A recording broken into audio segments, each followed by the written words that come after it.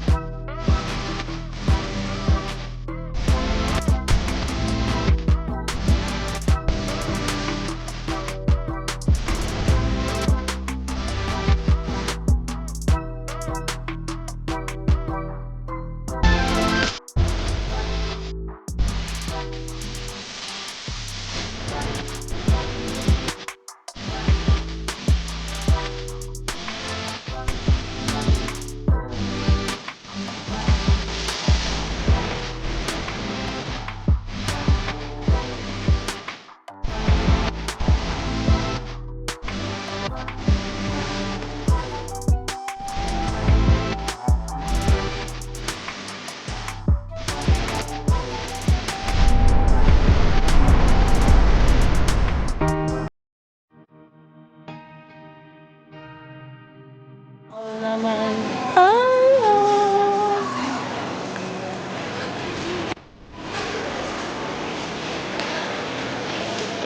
Plants.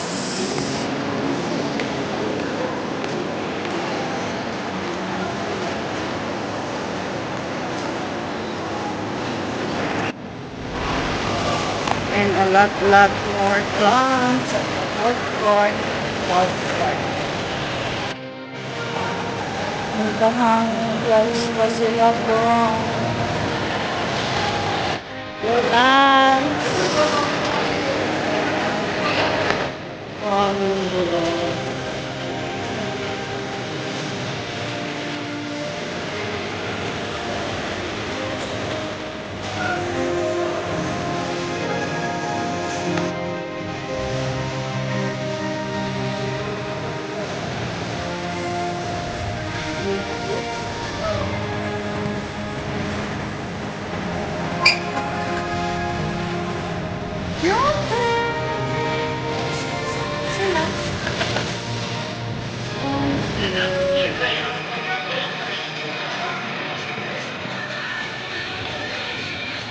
Yes, ay napahaba ng aming biyahe na wala na anong tatak ng lipstick ko. Ang tagal ng biyahe natin kanina. 1 hour, 1 hour, 2 hours, tapos ang pabalik pa. And sirapan, nakagising na, nakatulog na, pero ang ganda ng view, tingnan niyo. Ang ganda. Kaya kanina inaantok man ako, hindi ako makatulog kasi gusto kong makita ang ating mga dadaanan. Ito na lang si Lolo, matatag sa biyahe. Hindi inaantok. And sanay na kasi siya sa mga travel dahil sa trabaho. Dahil ang lalayo ng mga place dito sa mga ginagawa niya.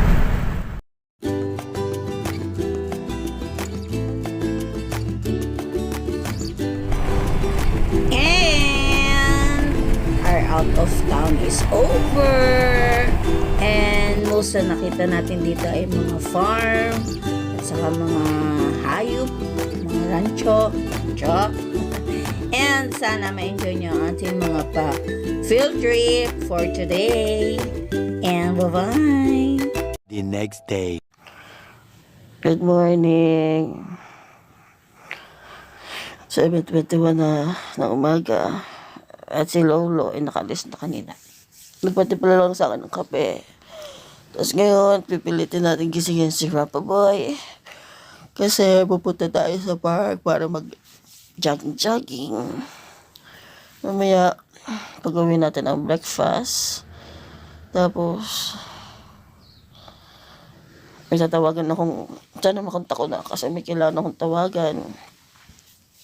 Hindi ko alam kung English o Tagalog ba yung aking makakausap. Tapos, nilalakad kasi akong mga papel. Tapos, maglalaba ako. Tapos, hindi ko alam kung anong maluluto namin nila pa dyan sa ref.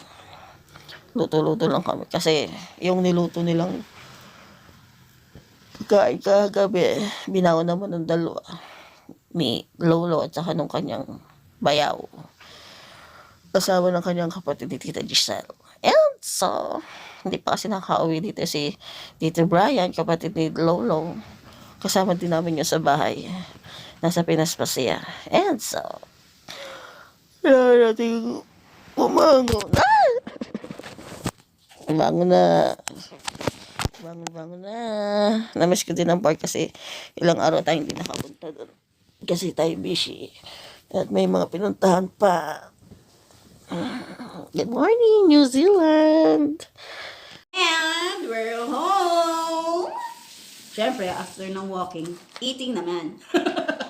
Ang almusal namin. Instant mommy with sausage. Tapos, meron akong new favorite, ang rice cracker. Ang sarap. May iba't iba siyang flavor. Against the light. May iba't iba siyang flavor. Meron siyang, sweet chili. Yung kaninang naubos na ay, sour cream. Tapos ito, yung sunod namin ay salted lang. Yung isa daw ay, yung isa? Vinegar. Mas masarap din siguro, parang cracklings. And let's eat na. After nito ay, it's laba time! Kasi wala na kaming masusuot pag hindi pa naglaba. Ang lalaban ko lang muna ngayon ay isang set. Bukas na yung isang set. Kain! Ngayon, anong oras na dito? Ko po ang tubig. Ang oras na dito ay 10:15. Diyan ay diyan talaga yung good morning. 5:15 pa lang. Good morning! Yan, tapos na kami kumain. Hindi nyo pala ako kita. Wait. Dito naman kayo sa table. Ayan. So, tapos na tayo mag-almusal.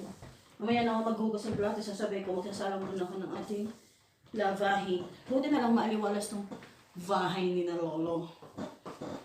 Kasi, mostly siguro maliwalas. Kasi nakikita ko sa mga bahay dito. Bubog ang bintana na malalaki. Tapos may double layer na curtain. Isang lace at isang makapal. Para pag siguro sa gabi, ay hindi makita. Imisin ko lang itong kaunti. Tsaka ako naka-house tour.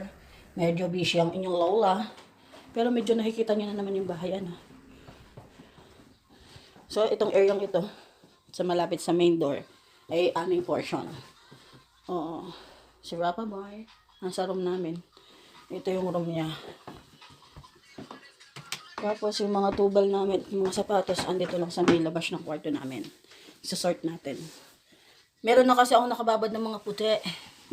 Hindi ko alam kung, siguro puti na lang aking iiwan. Kasi, kita nyo ang katabaan. Yan yun. Yan, yun ha. Saka lang natin laban yung mga puti. Kasi ibababad ko pa yan. So, isasalang natin ay, itong bra ko, ayoko isama sa tubal, sa labahin, sa washing. Kasi, masyadong nabubugbog. Kasi nga automatic yung ating ginagamit na washing machine. Ay ko. Parang lampas na siya sa limit. Ang measurement, kasing laki lang nito. So, tingnan natin mamaya. Kaya it's time na to cook. Ang lulutuin ko lang naman ay yung mga pang fast food. Ham at saka itlog.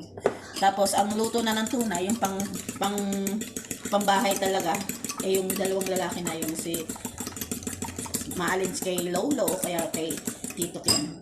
Kasi mga matataas ang standard nila sa pagluluto, kaya lulutuin ko lang yung pang-amin. And may pakikita ko sa inyo. Nagsinigang kami kahapon, nabawasan na po. Tapos may binili kaming labanus. Tingnan nyo naman kung gaano kalaki. Oh, labanus din ang ikot. Nabawasan na dito ng pang sinigang mo. Isipin nyo na lang kung gaano siya kalaking labanus. Pero sabi ni Rapa, mas masarap daw yung labanus natin dyan sa Pinas. Kasi yun nga, ang laki na, siguro yung matabang na. And, back to cooking na ulit tayo kasi baka magutom si Sir Rapa. That's all for today's video. Bye!